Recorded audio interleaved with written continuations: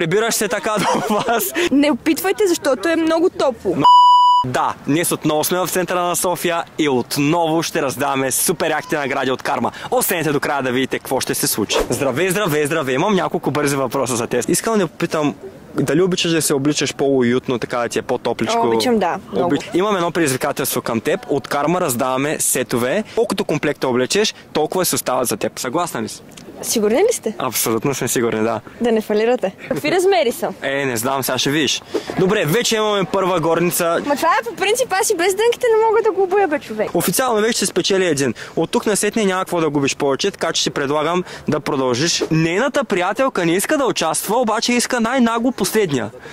Тя трябва да мини през всички. Аз не го правя, аз не нося такива цветове. Кой ти е любимият цвят? Черно. Това е хора S размер, как се очаква? Гави, помощ! Иска помощ от приятел, значи почва да се затруднява вече в това предизвикателство.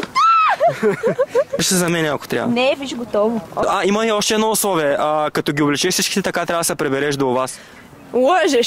Всичките ми харесват, какво да кажа? Всичките ти харесват, добре. Преди малко каза, че не носи такива цветове, сега всичките ти харесват. Така, както виждате, тя е поредната с гърбица при нас. Да видим дали ще се справи. Вече колко станаха, аз забрах да броя. И имаме победителка. 5 комплекта, Джули, честито!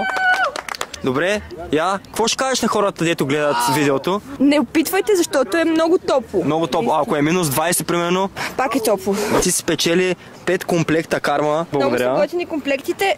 Трябва да ми помогнеш. Ще ти помогна, добре. Окей, айде.